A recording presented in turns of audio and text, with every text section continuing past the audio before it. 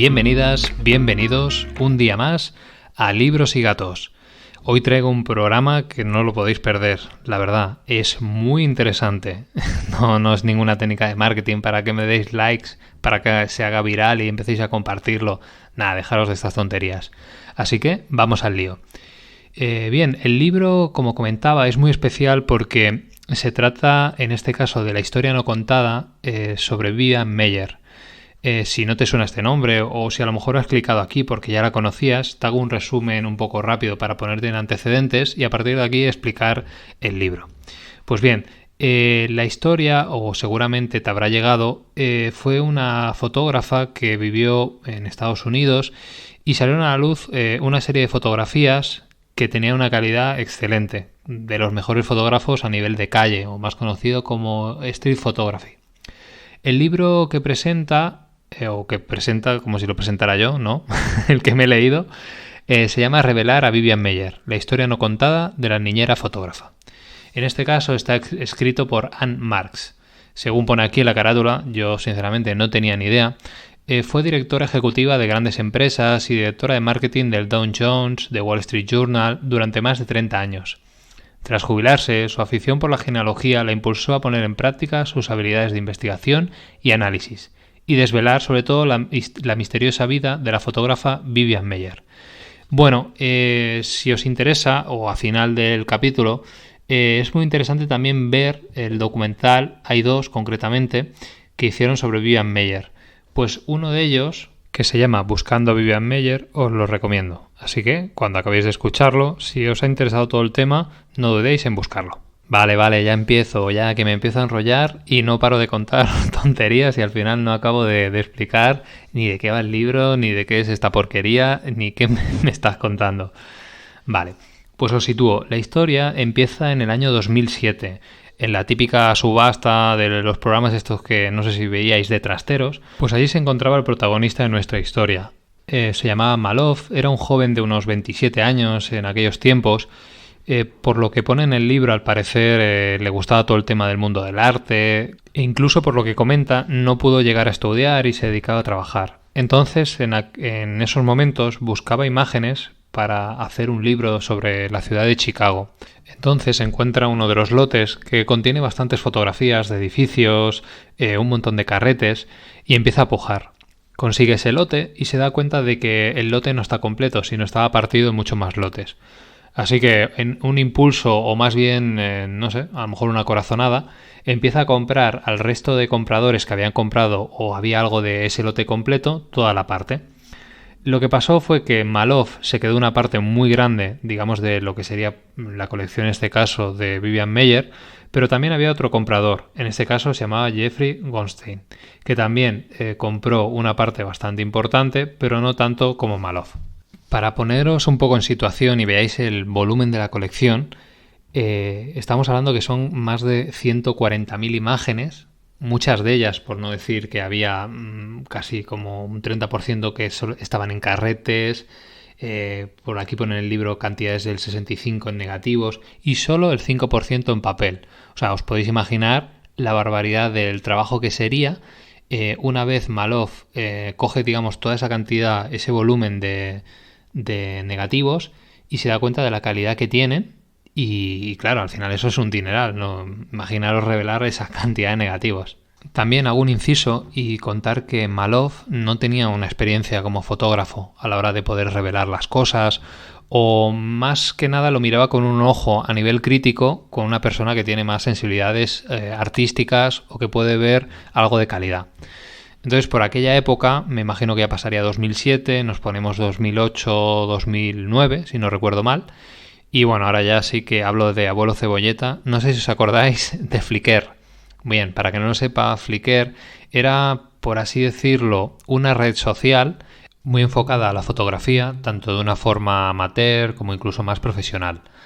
Entonces, dentro de esta plataforma, que imaginaros no existía ninguna aplicación para móviles, porque, perdón, en aquella época los móviles todavía no tendrían el peso que tienen hoy actualmente a nivel de calidad en cuanto a foto, de retoque, sino que mucha gente con sus cámaras reflex digitales o incluso con cámaras analógicas que luego escaneaban, lo subían a la plataforma.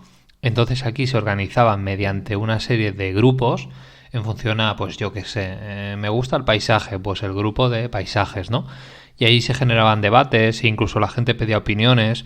No abundaba tanto el tema de likes, ni tampoco, quiero recordar, no salía el número de seguidores ni nada de esto, todo esto que nos genera tanta dopamina y tanto estatus, sino que con mucha suerte tenías algún comentario de alguien que te hacía alguna foto, o dentro de estos grupos a los cuales tú aportabas también tus fotos, te hacían algún comentario.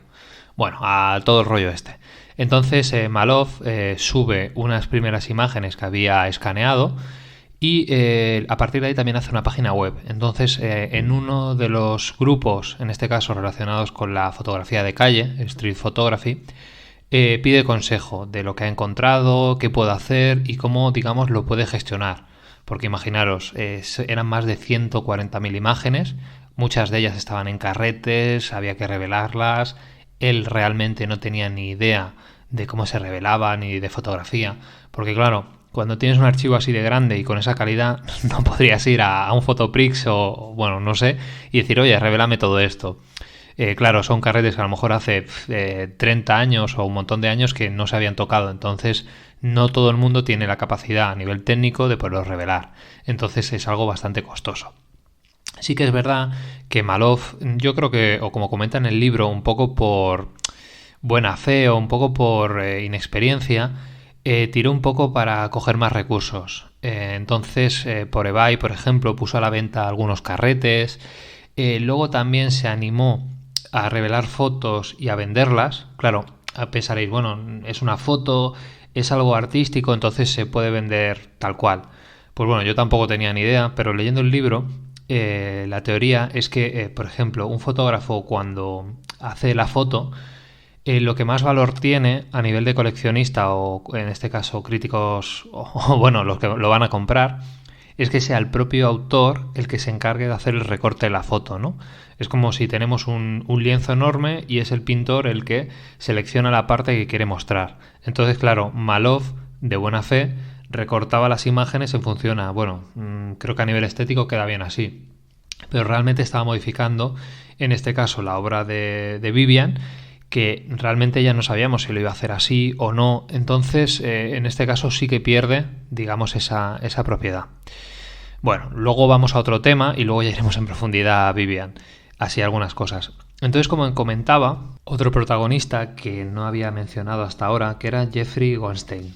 Como había dicho al principio, él también había comprado parte de esa colección de Vivian y debido a Malov, que le dio tanto bombo a nivel de Flickr, luego con la página web, se volvió muy viral con la noticia, incluso salió en diferentes medios de comunicación bastante conocidos de Estados Unidos. A partir de ahí dio el salto, pues ya os podéis imaginar, a nivel de Europa y todo esto. Él decidió pues aventurarse y hacer algunas exposiciones que así pues muchos museos estaban bastante interesados. De hecho, al principio él contactó con muchos fondos de museos y no querían la obra directamente de ella, ¿no? Por el coste y la repercusión que tiene el hecho de estar catalogando esa auténtica barbaridad de imágenes. Entonces, a partir de aquí, tanto Malov como Jeffrey se aventuraron a hacer exposiciones, cada uno en paralelo. Ellos se llevaban bien, de hecho colaboraban mutuamente. Entonces llegó un punto, que es una historia una anécdota bastante curiosa, que había otra persona que había comprado también parte del lote y entonces ellos quedaron para partirse, digamos, este lote, ¿no? Entre ellos dos. Y tanto Malov como Jeffrey estaban un poco paranoiados pensando de que les iban a robar o le iban a hacer cualquier cosa, que ambos fueron a la cita, cada uno con un guardaespaldas armado. Según se dice, el acuerdo al que llegaron fue la compra de ese lote, que no se estima de cuánto sería a nivel de fotos de carretes, por unos $134.000 aproximadamente, es lo que pagaron. Entonces, a partir de aquí, pues ellos se dedicaron a promocionar y a promover lo que sería la obra de Vivian Maier. No sin ello, ser muy criticados a nivel, pues ya sabéis, todo el mundo tiene algo que decir y algo que criticar, ¿no? bueno, se están aprovechando de una pobre mujer. Se averiguó que Vivian Maier murió en el año 2009. De hecho, falleció sola en una casa, un poco senil, con síndrome de acumulación, como veremos más adelante, que es algo que ya venía desarrollando. Y mucha gente se les tiró bastante al cuello en el sentido de que se estaban aprovechando, se estaban lucrando de la obra de ella y ganando mucho dinero. Luego la realidad es que realmente sí que ganaron dinero, pero no aquello para poderse comprar un yate y una mansión, sino que el coste que tiene a nivel de revelar todas esas fotos es muy elevado. De hecho, en el libro pone que Malouf tenía que revelar 500, o sea, unas 500 fotos que reveló. Entiendo que, bueno, hacer el positivado, seleccionarlas y todo. Y eso, más o menos, el coste que tenía para él eran unos $25.000. Estamos hablando que eran 500. Imaginaros las 140.000. Todo el trabajo que lleva. Y de hecho, Jeffrey, al final del libro, comenta que él llegó a arruinarse. Al final tuvo que vender toda la colección que había hecho, o sea, que había acaparado de Vivian. De hecho, luego acabó vendiendo su apartamento. Bueno, al final realmente se arruinó. No sé si realmente por el tema de Vivian Maier a nivel del gasto que tendría en exposición, promoción, y se le fue un poco de las manos, o simplemente que lo poco que ganaba se lo acabaría gastando. Según comenta Malouf, Malouf sí que ganó algo más de dinero, pero por lo que dice, bueno, en función a todo el trabajo que le dedicó, pues bueno, sería un poco lo justo, ¿no? Como él comentaba. Entonces, bueno, es un poco de todo. Luego hay otro personaje bastante curioso que se metió por medio de la historia, que era un abogado que se dedicaba a todo el tema del copyright y los derechos de autor. Ya que, bueno, tampoco voy a extenderme mucho, hay una diferencia entre copyright y derecho de autor. Entonces este abogado, un poco perspicaz y con la idea de sacar pasta, contactó con familiares lejanos de Vivian para que denunciaran a Malouf, para ver si así podría, bueno, básicamente lucrarse, ¿no? Y fue una noticia que tuvo mucho bombo a nivel en Estados Unidos. Aquí, bueno, yo sinceramente no leí mucho acerca de ello. Bueno, y ahora sí, después de todo este salseo, de cómo aparece Vivian Maier, de quién era Jeffrey, quién era Malouf, de todas estas movidas, vamos con el personaje, con Vivian Maier. ¿Quién era? Un poco sus antecedentes. Tengo que decir, antes de ponerme un poco en harina con el tema, que en este caso la autora, Anne Marsh, hace un trabajo brutal, increíble. Es como si estuviéramos dentro de una película de detectives que vamos atando cabos, cogiendo partidas de nacimiento, investigando. Es, o sea, una pasada. O sea, ya a nivel, te pueda gustar el personaje, te pueda gustar la fotografía, te pueda gustar la historia o no, merece la pena de que ver cómo ella ha captado, digamos, toda esta información. Ya que no sé si habéis visto el documental, deja muchas lagunas a nivel de Vivian, que no sabemos qué pasó con su vida, cómo fue su vida y cómo llegó hasta allí. Pues bien, en el libro realmente esclarece todas estas preguntas y con nota, porque bueno, va desde sus tatarabuelos, los abuelos, los padres, en fin, una maraña de personajes que la verdad que está muy interesante. Pues bien, Vivian llegó con unos 11 años, más o menos, desde Francia a Estados Unidos, para vivir en este caso con sus padres y luego un hermano. Lo que es la madre y el padre se marcharon, prácticamente la abandonaron a ella y se quedó con su abuela. Luego el hermano, bueno, veremos a lo largo del libro que tenía bastantes problemas de adicción, con las drogas, apenas tuvo contacto con Vivian. Ella se crió prácticamente con su abuela. Es en este momento cuando ella, bueno, va creciendo y se dedica al cuidado, en ese caso, de hacer de nanny con familias. Bueno, de hecho, voy a liaros un poco más, creo que empieza trabajando en una fábrica de muñecas, que son unas muñecas muy famosas, y a partir de aquí ella coge, digamos, ese gusto, por lo que dice en el libro, por la ropa, los sombreros, digamos, esa calidad en cuanto al tejido, porque luego cuando se analiza la ropa que llevaba ella, se ve que es de mucha calidad. Entonces, como que tenía poca cosa, pero lo que tenía era muy bueno, ¿no? Este tipo de trabajo le permite, por un lado, estar prácticamente con una flexibilidad, el hecho de llevar a los niños, de pasearlos, y también entiendo que está como en dos bandas, ¿no? O sea, ve por una parte esas familias ricas, ¿no? Que es la que ella cuida, y por otro lado, en el caso de Nueva York, pues ve toda esa miseria. Es en ese momento cuando ella, pues con cámara en mano, empieza a realizar fotos de una forma muy autodidacta. Bueno, para el que no lo sepa, ella, la cámara que tiene, la de formato cuadrado que llamaríamos, es una Rolleiflex. Ese tipo de cámara es una cámara, para que nos hagamos una idea, de forma rectangular, que va más o menos a la altura del pecho y se mira desde arriba, ¿vale? Entonces tiene como una apertura en forma de cuadrado y ahí ya directamente vemos la imagen que quedaría si nosotros la apretamos, pero esta imagen se ve de forma invertida. Es decir, la ventaja que tiene esta cámara, en el caso, si hablamos de fotografía callejera, es que al sujeto, o sea, al personaje, lo vemos de abajo hacia arriba. Es decir, queda como mucho más grande, ¿no? Como cuando hacemos una foto con el móvil y la enfocamos desde arriba, nos vemos muy pequeñitos, pero si la ponemos desde abajo, nos vemos enormes. Digamos que la Rolei, por la altura que tenía ella, estas fotos quedaban así, quedaban más enmarcadas, se veían personajes, digamos, mucho más grandes. Y claro, también es otro aliciente el hecho de que ella, al no mirar directamente, ¿vale?, se genera, digamos, más intimidad. Es decir, el personaje que está fotografiado en muchos casos no se da cuenta ni de que le fotografían. Y a partir de aquí empezamos a ver muchas composiciones.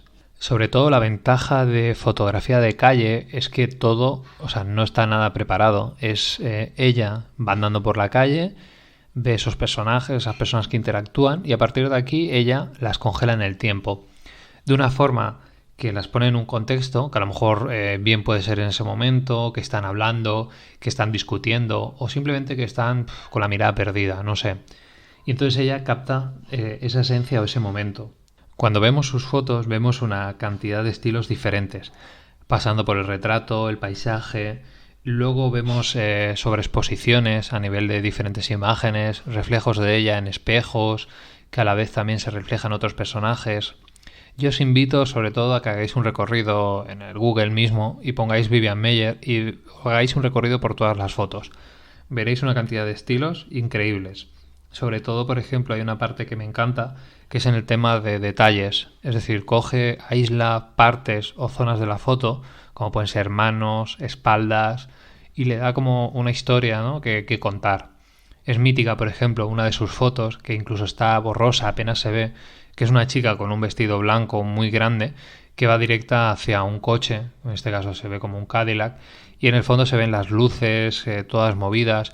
Es una foto a nivel técnico que podemos decir, bueno, se ve borrosa, se ve mal, pero no sé, tiene como un halo que transmite como de cierta historia que pasará después o hacia dónde va o quién era ese personaje, que es muy interesante. Como vemos, dentro de las entrevistas que realizan a las diferentes personas, bueno, en este caso a los niños y niñas que cuidaba, comentaban algunas cosas, que era una persona muy excéntrica, que era una persona muy cerrada, sobre todo el tema de sus andares, una persona bastante grande, era, digamos, todo lo que decía, o sea, todo lo que pensaba lo decía, solía discutir con la gente. Y luego hay otra de las cosas que comentan un poco a la gente que cuidó, es que tenía la mano un poco larga.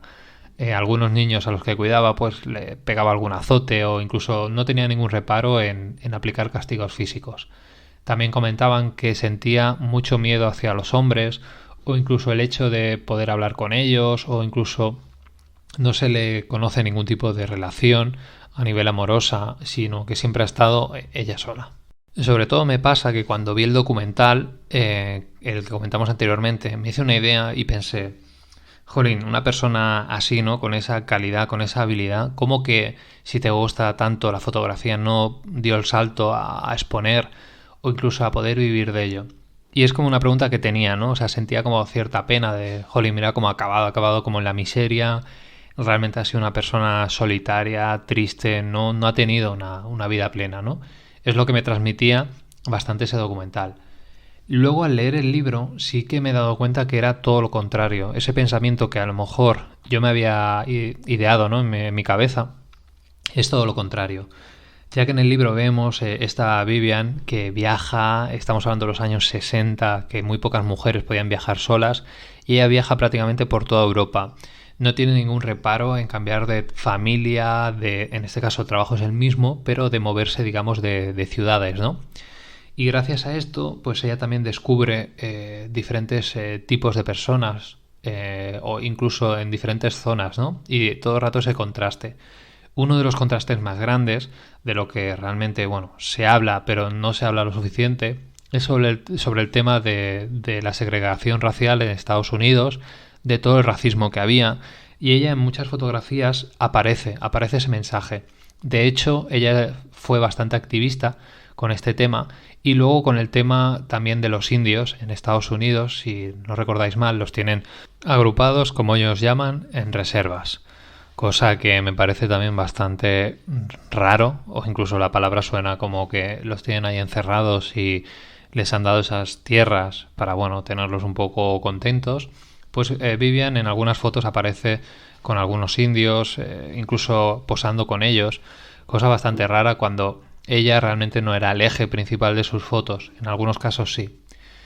También otra cosa que me parece y me ha hecho reflexionar es ella el cambio que hacía de familias, porque ella sobre todo tenía mucha sensibilidad hacia los niños. En muchas de sus imágenes aparecen niños retratados, pues no sé, jugando, haciendo un montón de cosas. Y en aquella época era muy raro, o sea, era muy raro incluso las propias familias que hicieran fotos de sus hijos así, ¿no? Tan espontáneas.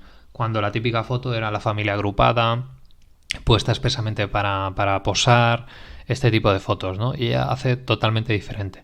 Luego el hecho de las fotos de gente más marginada, de vagabundos, de gente realmente también con problemas.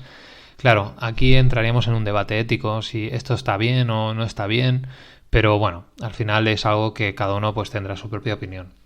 Lo que comentaba, que me iba.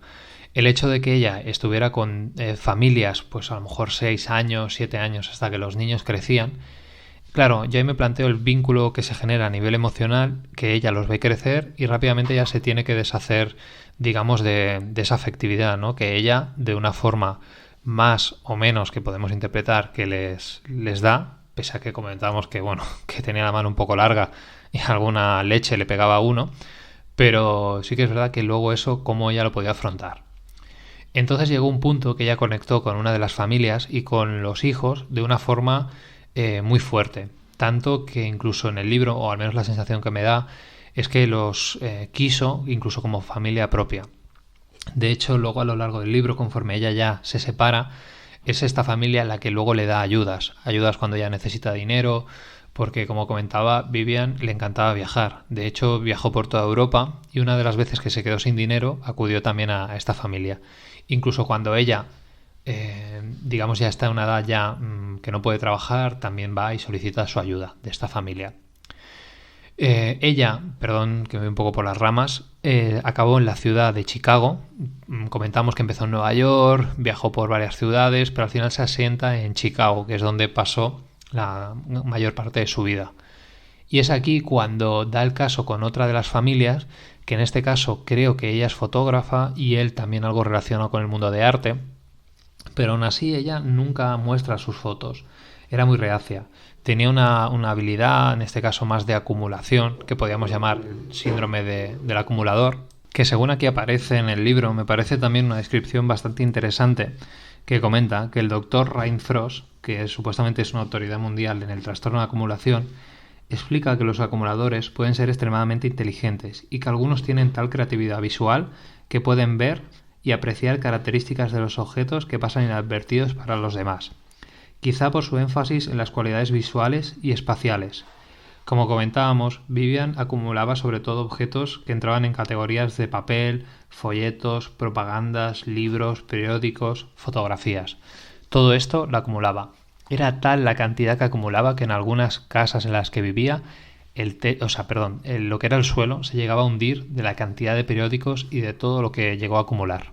Por eso no es de extrañar que ella, lo que es sus fotografías, no quisiera compartirlas, es decir, no quisiera exponerlas o venderlas en un museo, y tampoco la veo como que ella quisiera ser el centro de atención, sino era una persona muy muy reservada.